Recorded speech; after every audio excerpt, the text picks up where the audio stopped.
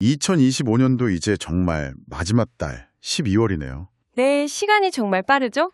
마침 이 시점에 딱 맞는 자료를 보내주셨어요. 한우리교회 수요예대 설교문인데요. 아, 네.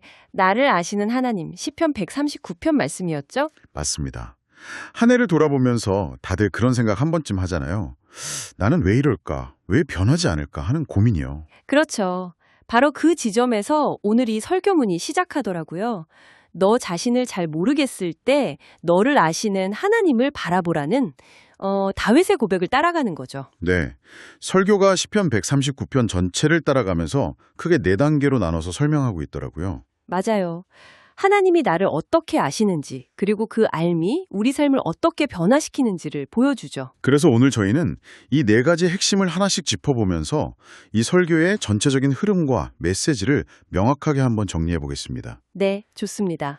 자, 그럼 본격적으로 내용을 한번 들여다볼까요? 첫 번째 핵심부터 시작해보죠. 하나님은 나를 완전히 아신다. 네, 하나님의 전지하심에 대한 이야기죠. 1절하고 2절을 보면 바로 나오잖아요. 주께서 나를 살펴보셨으므로 나를 아시나이다. 내가 앉고 일어섬을 아시고 멀리서도 나의 생각을 밝게 아시오며. 그렇죠. 솔직히 이 구절만 딱 보면 조금 손뜩하게 느껴질 수도 있겠다 싶어요. 맞아요. 보통 누군가 나를 다 한다고 하면 긍정적인 느낌보다는 약간 부정적인 느낌이 먼저 들잖아요. 네, 그렇죠. 내 사생활은 어디 있나 싶고. 내 허물, 약점, 심지어는 아무한테도 말 안 한 비밀스러운 생각까지 다 들킨다는 느낌이니까요. 설교문이 바로 그 지점을 정확하게 짚어주더라고요.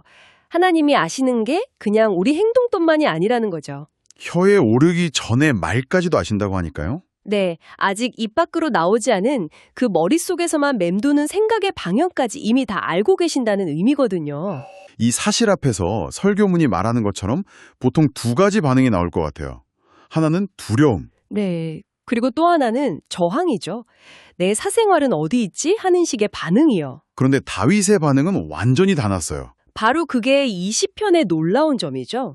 6절에서 이 지식이 내게 너무 기이하니 높아서 내가 능히 미치지 못하나이다 라면서 오히려 놀라워하잖아요. 네, 이건 그냥 와 대단하시네요 정도의 감탄이 아니에요. 설교문에서는 이걸 다윗이 하나님의 아심을 정죄가 아니라 붙드심으로 이해했다고 설명합니다. 그 비유가 확 와닿네요. 나를 잡으려는 감시 카메라가 아니라 나를 지키려고 붙들어 주시는 레이더 같은 거군요. 바로 그겁니다. 그렇기 때문에 설교의 첫 번째 권면이 큰 울림을 주는 것 같아요.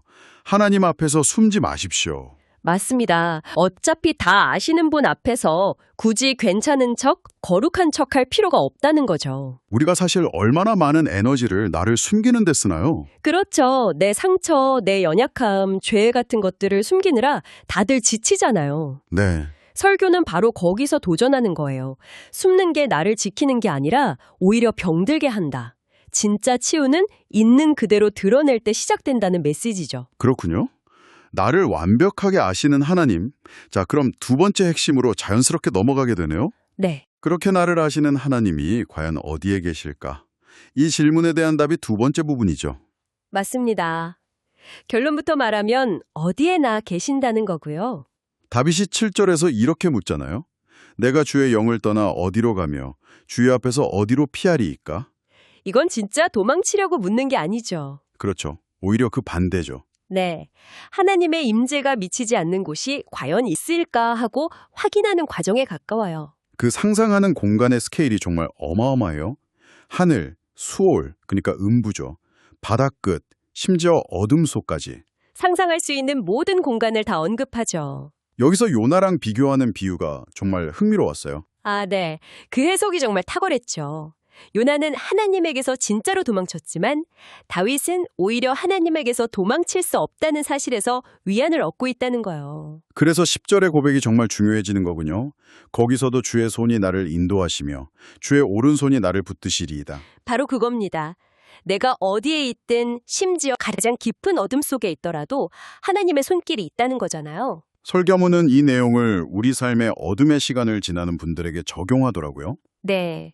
질병, 실패, 상실 같은 그런 어둠 속에서요. 그럴 때 우리는 정말 철저히 혼자라고 느끼잖아요. 그렇죠. 하지만 하나님은 여전히 보고 계시고 그 손으로 붙들고 계신다는 거죠. 보이지 않아도 말이에요. 그래서 두 번째 고면이 이거였어요. 어둠 속에서도 하나님의 손을 붙드십시오. 네.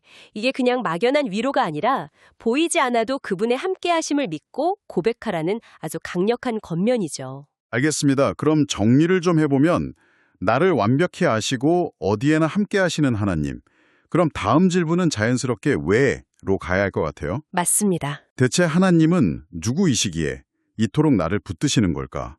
그게 세 번째 부분의 핵심이죠. 네. 그 답이 바로 13절에 나옵니다.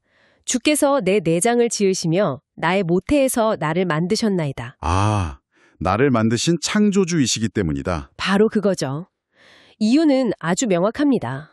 그분이 나의 메이커이시기 때문이라는 거죠. 여기서 한 걸음 더 나아가서 16절 말씀은 솔직히 처음엔 좀 오해할 뻔했어요. 아, 나를 위하여 정한 날이 하루도 되기 전에 주의 책에 다 기록이 되었나이다? 이 부분이요? 네, 이걸 잘못 들으면 숙명론처럼 들릴 수 있잖아요. 내 인생은 그냥 다 정해져 있다는 식으로요. 아주 중요한 지적입니다. 설교문도 그 점을 정확히 짚어주더라고요. 이건 숙명론이 아니라 하나님의 주권적 섭리에 대한 신뢰라고요. 주권적 섭리에 대한 신뢰? 조금 더 쉽게 설명해 주실 수 있을까요? 그러니까 우리의 모든 것, 심지어 우리의 연약함이나 실수까지도 하나님의 큰 계획 안에 있다는 믿음이에요. 그분은 실수가 없으시다는 거죠. 아, 그러니까 이건 우리를 올가매는 게 아니라 오히려 자유를 주는 안전망 같은 거군요. 맞습니다. 내가 좀 실수하고 넘어져도 내 인생 전체가 망가지지는 않는다는 확신을 주는 거죠. 그래서 세 번째 권면이 나는 하나님의 실수가 아니다. 이 말이 정말 마음에 깊이 와 닿았어요. 그렇죠.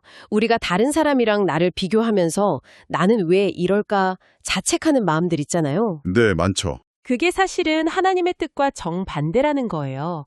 나의 성격, 재능, 환경, 그 모든 것에 하나님의 의도가 있다는 걸 발견하고 감사하라는 메시지죠. 나는 하나님의 실수가 아니라 걸작이다. 바로 그겁니다. 자, 이제 드디어 마지막 네 번째 단계입니다.